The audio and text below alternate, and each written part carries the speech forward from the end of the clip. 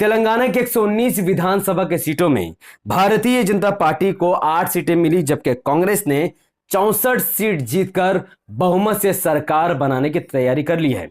क्योंकि तेलंगाना में 60 सीटों में सरकार बनती है और कांग्रेस ने अकेले 64 सीटें जीत ली है। जबकि तेलंगाना पर 8 साल से हुकूमत कर रही बीआरएस पार्टी महज 39 सीटों पर ही सिमट गई है और एमआईएम ने अपने 7 के 7 सीटों को बचाने में कामयाबी हासिल की है और एक सीट पर सीपीआई का भी खाता खुले हैं।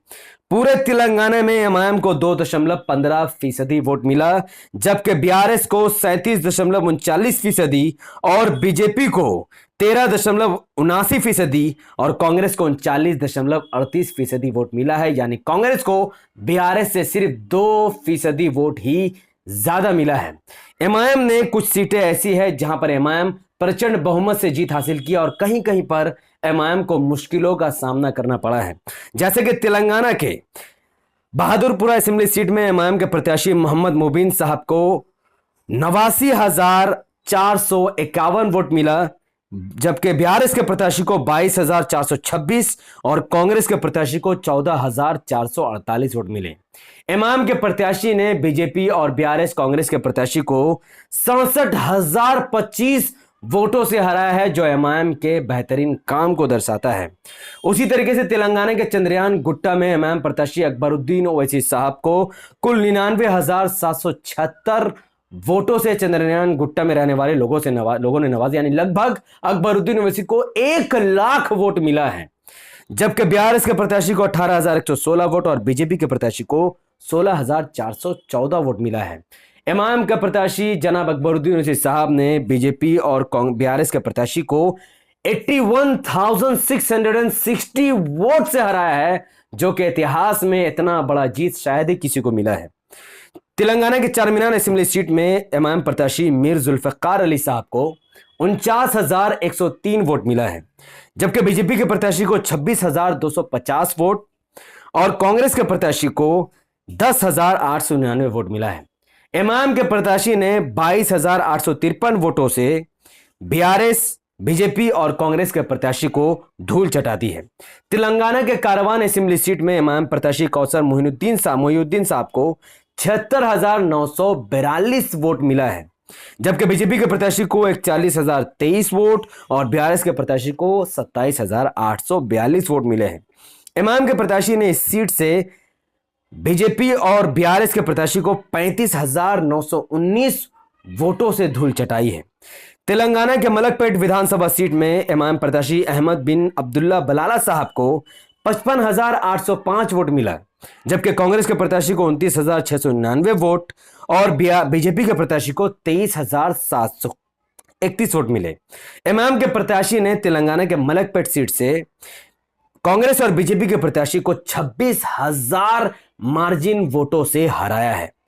तेलंगाना के नामपल्ली सीट, जो कि एमआईएम के लिए एक बहुत टफ सीट बनती जा रही थी, एमआईएम के प्रत्याशी एमआईएम के सिपाही मर्द मुजाहिद मोहम्मद माजिद हुसैन साहब को 47,637 वोट मिले, जबकि कई सालों से इलेक्शन लड़ रहे नामपल्ली में कांग्रेस के कैंडिडेट मोहम्मद फिरोज खान को 46,379 वोट मिले, जबकि बीआरएस के प्रत्याशी को 11,342 वोट मिले। और यहां पर एमआईएम के प्रत्याशी ने कांग्रेस के प्रत्याशी को महज 1,248 वोट से हराया है। और सबसे बड़ी बात तो यह है कि एमआईएम ने पहली बार माजिद हुसैन साहब को यहां से अपना प्रत्याशी बनाया, उस नामपल्ली सीट में जहां पर फिरोज खान कई सालों से इलेक्शन लड़ रहा है। तो यह एमआईएम के लिए बहुत बड़ी जीत है। तेलंगाना की याकूतपुरा असेंबली सीट भी एमआईएम के लिए काफी टफ बनती जा रही थी। इस सीट में एमआईएम प्रत्याशी जफर हुसैन साहब को 46,153 वोट मिले, जबकि एमबीटी मजलिस बचाओ तहरीक के प्रत्याशी को 45,275 वोट मिले और बीजेपी के प्रत्याशी को 22,354 वोट मिले।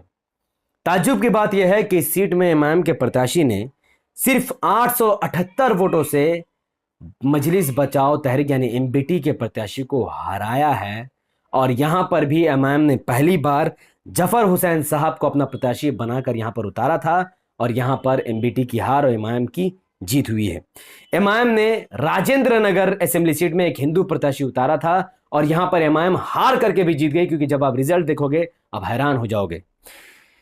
तेलंगाना के राजेंद्र नगर असेंबली सीट से बीजेपी के बीआरएस के प्रत्याशी को 1,21,734 वोट मिला, जबकि बीजेपी के प्रत्याशी को 89,638 वोट मिला। कांग्रेस के प्रत्याशी यहां पर तीसरे नंबर पर रहे, जिनको 82,057 वोट मिला, और एमआईएम 25,670 वोट के साथ यहां पर चौथे नंबर की पार्टी रही। एमआईएम का एक हिंदू कैंडिडेट को टिकट देना और वो हिंदू कैंडिडेट पतंग के निशान पर 25,670 वोट को ला देता है, तो ये एमआईएम के लिए हार करके भी जीत वाला सौदा साबित हुआ है। तेलंगाना के जुबली हिल्स में भी एमआईएम का प्रत्याशी मौजूद था। यहां पर बीआरएस के प्रत्याशी को 48,617 वोट मिला, जबकि कांग्रेस के प्रत्याशी को 41,767 वोट मिला। बीजेपी यहां पर तीसरे नंबर की पार्टी रही, जिनको 15,941 वोट मिला, और यहां पर एमआईएम के प्रत्याशी को 6,004 वोट मिला। इस सीट में बीआरएस के प्रत्याशी ने कांग्रेस और बीजेपी को 6,850 वोटों से हराया है, और इस सीट में एमआईएम के कैंडिडेट होने के बावजूद भी बीजेपी यहां पर तीसरे नंबर की पार्टी रही और यहां पर बीजेपी नहीं जीत पाई। तो ये वीडियो उन लोगों के मुंह पर तमाचा है जो कहते हैं कि एमआईएम के लड़ने से बीजेपी जीत जाती है, जबकि इस सीट में एमआईएम के लड़ने से बीजेपी नहीं बल्कि बीआरएस जीती है। उसी तरीके से राजस्थान के 199 विधानसभा की सीटों में से बीजेपी ने 115 सीटें जीतकर प्रचंड बहुमत से राजस्थान में सरकार बनाने की तैयारी कर रही है, जबकि कांग्रेस 69 सीट जीतकर अपना मुंह काला कर चुकी है।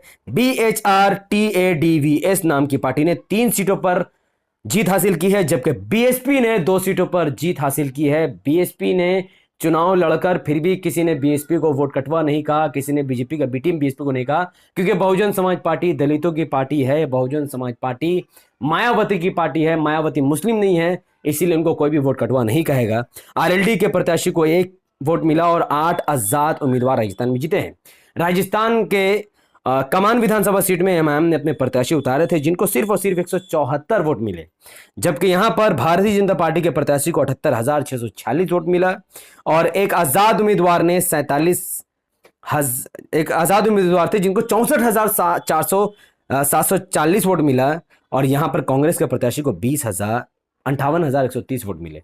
समझने वाली बात यह है कि मुसलमानों का 1,15,000 वोट कांग्रेस और आजाद उम्मीदवार में बढ़ गया, और सिर्फ 13,906 वोटों के साथ यहां पर भारतीय जनता पार्टी के उम्मीदवार की जीत हुई। इससे साबित होता है कि कांग्रेस बीजेपी को जीतने में हर जगह मदद कर रही है।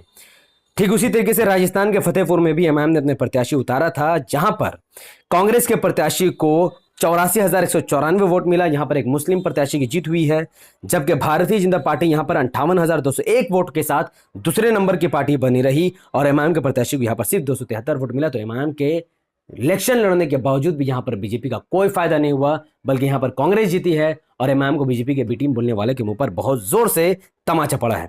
मध्य प्रदेश के 230 विधानसभा की सीटों में भारतीय जनता पार्टी ने प्रचंड बहुमत के साथ 164 सीट जीत ली है और अपनी सरकार बनाने की तैयारी करी, जबकि कांग्रेस सिर्फ 65 सीट जीतकर अपने मुंह को पता नहीं कहां छुपा रही है, और BHRTADVSIP नाम की पार्टी ने 1 सीटें जीत ली है।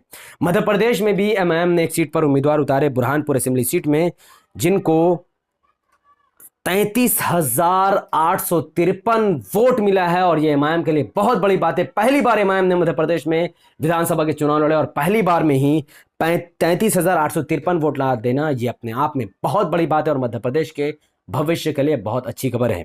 यहां पर बीजेपी के प्रत्याशी को 1,03,397 वोट मिले, जबकि कांग्रेस के प्रत्याशी को 59,226 वोट मिले, और यहां पर एक आजाद उम्मीदवार था जिसने 35,435 वोट हासिल किए हैं। यहां पर कोई अगर कहता है कि एमआईएम के लड़ने से बीजेपी जीती है, तो वो एक नंबर का नासमझ है, क्योंकि एमआईएम को वही लोग वोट देते हैं जिनको बीजेपी और कांग्रेस को वोट नहीं देना रहता। अगर एमआईएम यहां अपने प्रत्याशी खड़े नहीं करती, तो यहां के लोग सीधा नोटा में वोट करके, जिस नोटा को 2,583 वोट मिला, उस नोटा को 40,000 वोट पड़ जाते। और यहां पर एक आजाद उम्मीदवार मौजूद था जिसने 35,435 वोट लिए, और यही कांग्रेस की खराबी। अगर कांग्रेस सही कैंडिडेट चुनती तो आज यहां पर कांग्रेस का एमएलए होता, ना कि बीजेपी का। लास्ट छत्तीसगढ़ के 90 विधानसभा की सीटों में बीजेपी ने 54 सीटें जीत ली हैं, जबकि कांग्रेस सिर्फ 35 सीटें जीत पाई है, और जीजेपी नाम की पार्टी ने 1 सीट जीती है। यहां पर भी बीजेपी प्रचंड बहुमत से सरकार बनाने जा रही है। छत्तीसगढ़ में एमआईएम ने एक भी सीट पर चुनाव नहीं लड़ा, तब भी सवाल यह पैदा होता है कि आखिर यहां पर बीजेपी कैसे जीती।